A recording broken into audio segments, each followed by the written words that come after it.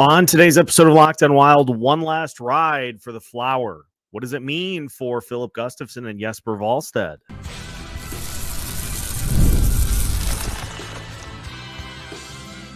You're Locked on Wild, your daily podcast on the Minnesota Wild, part of the Locked on Podcast Network, your team every day.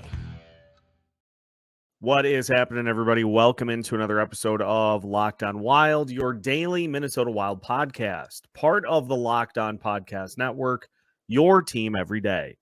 Thank you, as always, for making Locked on Wild your first listen each and every day. Make sure you subscribe on YouTube and your favorite podcast platforms so you don't miss out on any new episodes throughout the week. Today's episode of Locked on Wild is brought to you by FanDuel. Make every moment more. Right now, new customers get $150 in bonus bets guaranteed. That's $150 win or lose. Visit FanDuel.com/locked-on to get started. On today's episode of Locked on Wild, we discuss the news that Marc-Andre Fleury has re-upped for 2024-2025 and will be back for his final season in the NHL. We'll talk about what that means for the rest of the goalie room as well. My name is Seth Topol, your daily Minnesota Wild insider, credentialed Wild media member, and that was quick. Thought this was going to be something that dragged into the offseason a little bit. Marc-Andre Fleury has officially signed a one-year extension to stay with the Minnesota Wild for 2024-2025. A little bit of a pay cut, $2.5 million for Fleury to stick around for what will be his final season. Definitively, officially, his final year, one last ride for Marc-Andre Fleury in Minnesota. And it's interesting because you look at how the year started. The first, we can just officially say the Dean Evason era. The first 19 games of the season in which the Minnesota Wild had 4 wins over that span. And you look at the performances, Marc-Andre Fleury, a 3.46 goals against average, .875 save percentage in those first 8 starts of this season. But if you take a look beyond that, his numbers have been much more around league average, what you could get for passable goaltending throughout the season.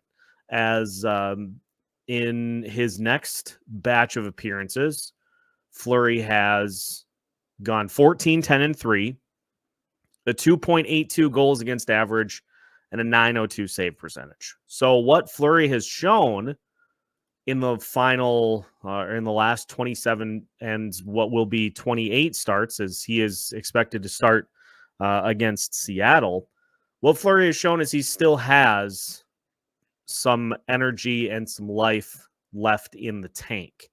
All told, 17, 14, and 5 this season, a 2.98 goals against average, .894 save percentage. Those numbers don't jump off the table at you. But what Fleury is, he is an old wily vet at the NHL level. And so wanting to, it was interesting reading the write-up from Michael Russo and Joe Smith talking about how in March, the Minnesota Wild talked to Fleury about kind of where he was at in the process. Did he want to come back for another season, or was he ready to hang it up at this point? And at that point, it was looking like he was ready to call it, ready to tap out, ready to be done. But his performance since has changed Fleury's minds to the point that he is it wants to come back and to be around the team and to help kind of lead this this Wild team with plenty of young players on the way. So it was interesting just how quickly all of that changed. And obviously this year, the first year in 17 seasons that Fleury is not going to the postseason. So it is interesting because this has a lot of ramifications for the Minnesota Wild goalie room going into next season.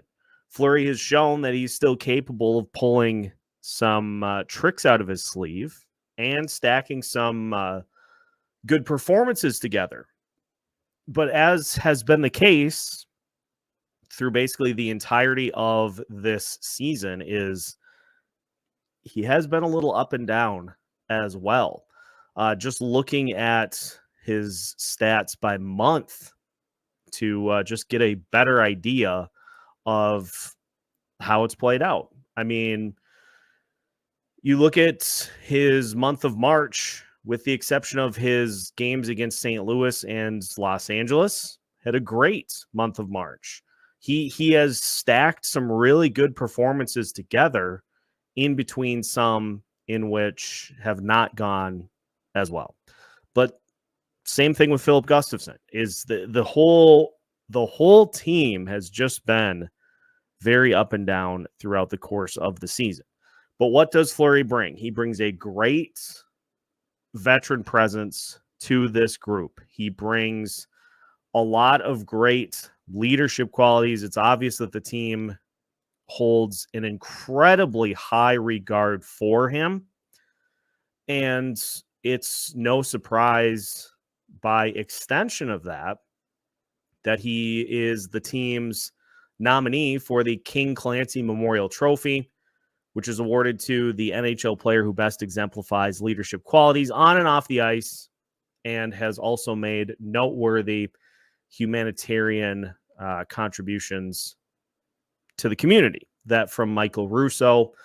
Fleury is going to be honored for that before the game against the Kraken. So Fleury's still got a little bit in the tank, brings a lot in the leadership department, just a good veteran presence to have around the team. Elite level prankster as well. Is anybody going to try to cross him in his final season in the NHL? I guess we'll just have to wait and see, because certainly Brandon Duhaime got the wrong end of the prank war here this season. And so will somebody else on this Wild roster dare step in and try to get the best of Flower in his final season in the league? That remains to be seen. The numbers themselves are impressive. And if you look at where Fleury sits all time in Minnesota Wild history, it's pretty impressive, like how quickly he has risen up the leaderboard for Wild goalies. He currently sits 4th in team history with 91 games started. Now, obviously, you're behind the likes of Nicholas Backstrom, Devin Dubnyk, and Josh Harding. So 4th all-time in games started. He is 7th all-time in wins. One more win, and he ties old friend Cam Talbot for 51 wins as a member of the Minnesota Wild. And his collective save percentage is good for 17th at .903. Goals against average in Wild history is good for 17th. And so there's a chance that Fleury, if he gets, I don't know what a good number would be for him next season. He has started 35 games this year. But if he gets a similar level of starts next season, he's going to be able to climb all the way to, there's no chance he's going to pass Devin Dubnyk or Nicholas Backstrom. No chance. But could vault Josh Harding to 3rd all-time in starts in Minnesota Wild franchise history for a guy who has been here for the 2022-2023 season, 2023-2024, and now 2024-2025. So it has been a lot of fun to see a guy who's going to go down as one of the best to ever do it in the NHL. It has been a lot of fun to see him do his thing. But as I underscored there are a lot of ripple effects to this decision for the Minnesota Wild's goalie room. And so when we come back, we'll take a look at both sides of the coin, starting with Filip Gustavsson. Will he return, or will the Minnesota Wild look to make a move for Gus Bus? We'll talk about that as we continue today's episode of Locked on Wilds after this. Today's episode of Locked on Wild is brought to you by FanDuel. It is playoff time for both the NBA and this weekend, the NHL. Baseball is also in full swing, and FanDuel is your place to bet on every single game. Right now, new customers get $150 in bonus bets guaranteed. That's right, $150 win or lose. You can bet on everything from slap shots to home runs and slam dunks. Minnesota Wild not in action tonight, but you can throw your attention to the NBA playoff games or the final couple of regular season games in the NHL. Arizona Coyotes with their final game in Arizona. So that would be another option for you as well. So make sure to head to FanDuel.com/lockedon to make your first bet an automatic win. FanDuel.com/lockedon. FanDuel.com/lockedon. FanDuel, America's #1 sportsbook. Welcome back to today's episode of Locked on Wild. Once again, we thank you for making Locked on Wild your first listen each and every day. I do want to remind you that coming up at 7 Eastern tonight, the Locked On NFL's Mock Draft Live will hit the Locked On Sports Today 24/7 streaming channel on YouTube or the free Amazon Fire TV channels app.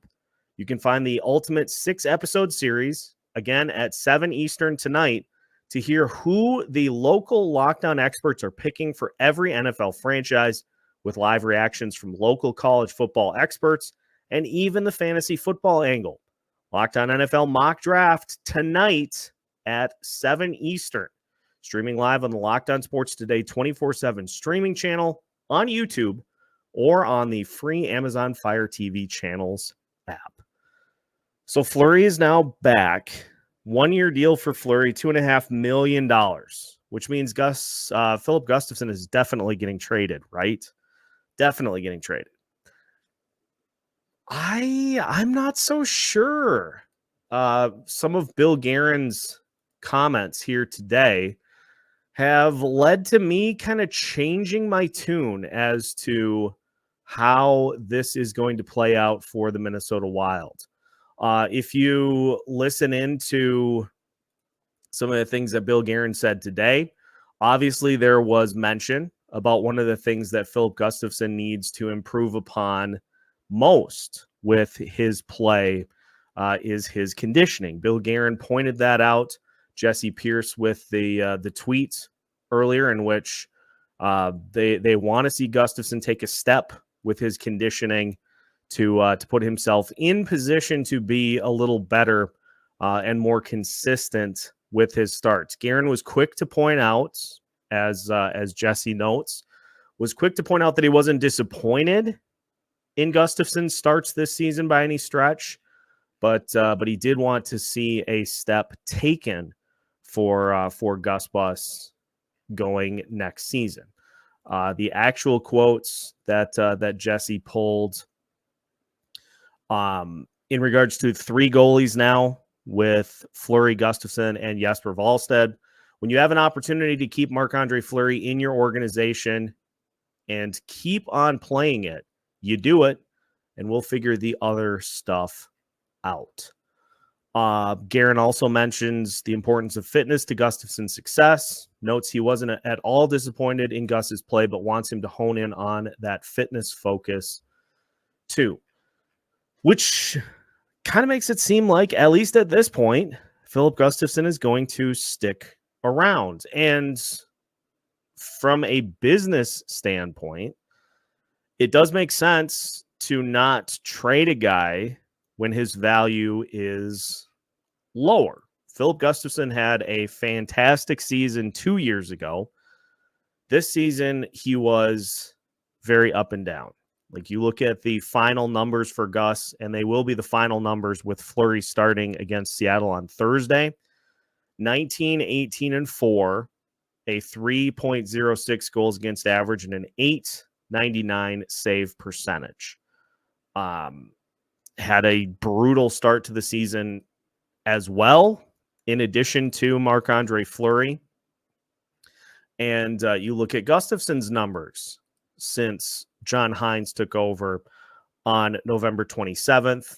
And Gustavsson checks in with a 18, 12, and 2 record, a 2.78 goals against average, and a 906 save percentage. So Gustafsson's play has been better since John Hines took over as well. Now, it is interesting because I'm seeing on Twitter it being pointed out that a lot of the issues with the goaltending this year had to do with the defense being played in front of them because, one, Jared Spurgeon was not part of that mix other than for 16 games this year. At the end of the day, goals saved above expected and having both guys in negative territory, the saves are made by the goalies. So there is room for improvement in the goalie room, to say the least. Now, there are two ways that this plays out. Option A, Bill Guerin looks to deal Filip Gustavsson before the season starts. And if you did that, there would be no shortage of teams that I think would come knocking for the opportunity to add a guy of Filip Gustafsson's caliber. Like, let's just go through and take a look at the list right now. I mean, the name that jumps right off the page at me is the New Jersey Devils, who completely revamped their goalie room during the season by acquiring, in addition to other options, by acquiring former Wild goalie Kaapo Kähkönen. Like, they completely revamped their goalie room because things were not going well. So New Jersey you would think would be at the top of the list in terms of teams that were looking for some goalie help this season. I wouldn't get the sense as much that the Wild would look to deal him in the Western Conference if they do trade him. But then, as Urban pointed out on Discord, some of the other teams, Buffalo Sabres, could certainly be of interest. You could even go the length of a team like the Carolina Hurricanes, who were potentially sniffing around at Marc-Andre Fleury during the season. So there would be options, and there would be teams that would be interested, because what is Filip Gustavsson? He is a young goalie. Young goalies are hot commodities for NHL teams. And so that's one option. But I think what is going to be the prevailing way that this plays out is that your goalie room is going to be Marc-Andre Fleury and Filip Gustavsson to start the season next year. I think that's just how this is going to play out. And we'll talk about Jesper's plan in a bit, because I'm not super keen on him starting the year in Iowa, but we'll talk about the possibilities there in just a bit. But it does at least seem like the Wild are looking to go back into next season with Fleury and Gus as your tandem. Now, if things go off the rails again, maybe you look to deal him at the trade deadline. But Marc-Andre Fleury is only going to be around for one more season. And if you do get rid of Filip Gustavsson, then you've got Jesper next year, and that's it. Now, can you find veteran backups to hop in and assist? You certainly can, but Filip Gustavsson, if he can fix a few things, Filip Gustavsson offers you insurance too, because, you know, if something happens, if Jesper suffers an injury, that you've got no backup, with the exception of some of the guys that have been signed to fill in Iowa, but those guys are far enough off, I think, that they're probably not options for the NHL roster at this point. So if Filip Gustavsson and Marc-Andre Fleury end up being your tandem going into 2024, 2025, what happens to Jesper? We'll talk about that to finish today's show here on Locked On Wilds after this.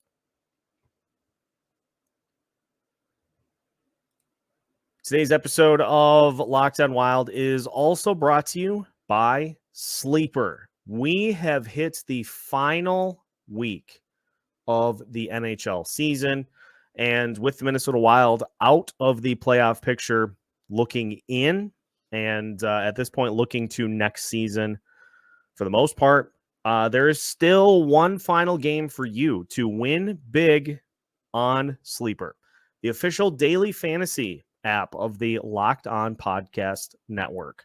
Sleeper is our number one choice for daily fantasy sports and especially daily fantasy hockey, because with Sleeper, you can win 100 times your cash in daily fantasy hockey contests. All you have to do is pick whether your favorite Minnesota Wild players, Kirill Kaprizov, Matt Boldy, Joel Eriksson Ek, Marco Rossi, Brock Faber, Liam Ugrin, pick whether they will record more or less than their Sleeper projections in areas like goals, assists, saves, plus minus, and more in a given game. To win a 100 times bet on Sleeper, you need to correctly predict the outcome of 8 player stats. Use promo code LOCKEDONNHL and you'll get up to a $100 match on your first deposit. Terms and conditions apply. That's code LOCKEDONNHL. See Sleeper's terms of use for details and locational availability. Final segment of today's episode of Locked On Wild. Once again, we thank you for making Locked On Wild your first listen each and every day. We will have a second episode for you here today. Was a little under the weather yesterday, which is why there was no episode, but we'll make it up with 2 here today.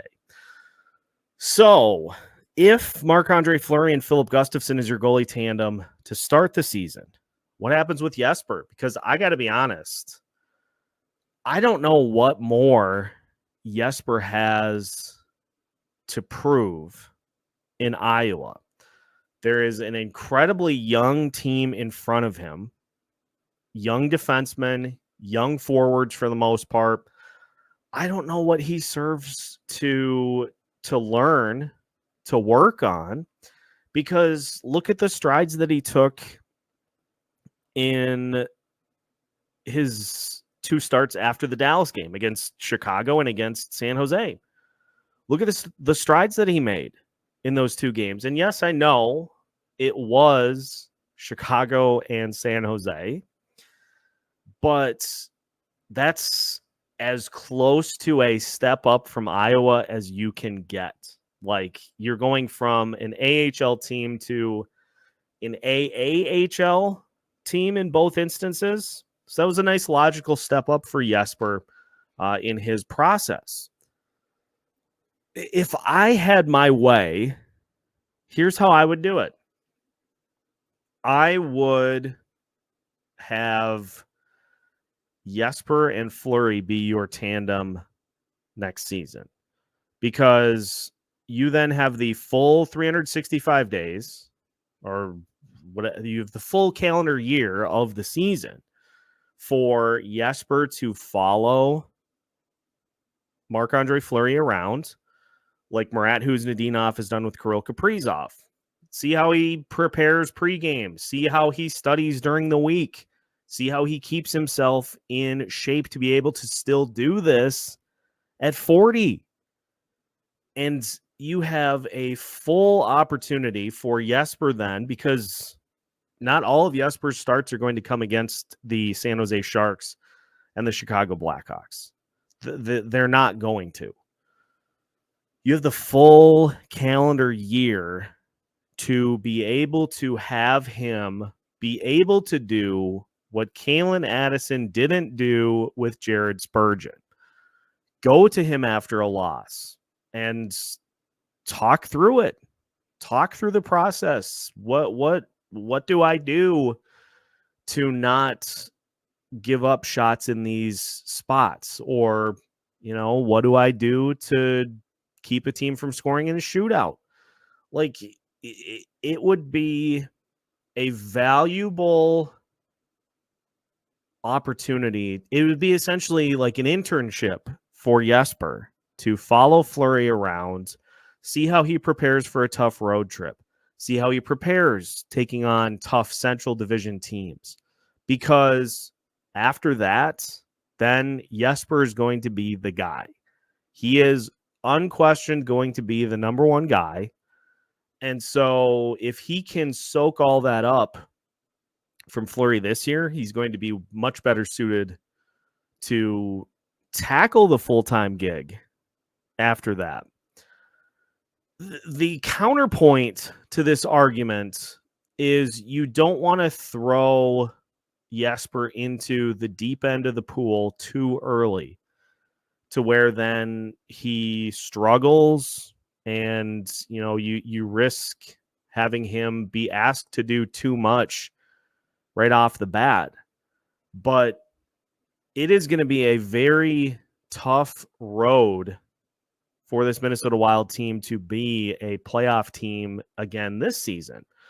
So I feel like the better option is to give Jesper the opportunity this year while that playoff expectation is not going to be like squarely there, as opposed to then having him be the backup when you're expecting that your major contention window will be opening. And then you're putting all of your basket on Filip Gustavsson and Jesper to be the ones to lead you down that path. That's just me, but I do get the sense, it seems at least at this point, and at least one part of the equation too is, I guess, trying to do a little better from a planning perspective for the Minnesota Wild. Because one of the big things that went wrong this season, went very wrong, is that there weren't good backup options. There weren't good injury insurance options for the Wild to handle the injuries that they dealt with this season. The defensemen in Iowa were by and large not ready, and you ended up filling quite a bit of your forward depth with guys like Jake Lucchini, like Vinny Lettieri, Jujhar Khaira for one game, that just didn't give you a ton.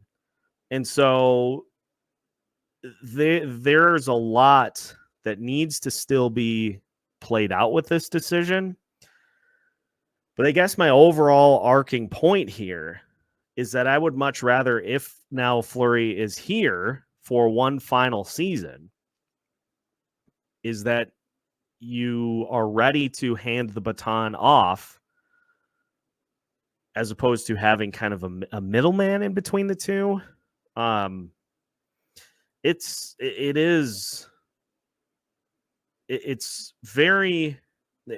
interesting. My hope is that this means that the Wild are just getting the goalie situation handled so that they can make other moves on the roster. Because I don't think anybody has the stomach to see this run back for another season. But I am in favor of having Fleury back.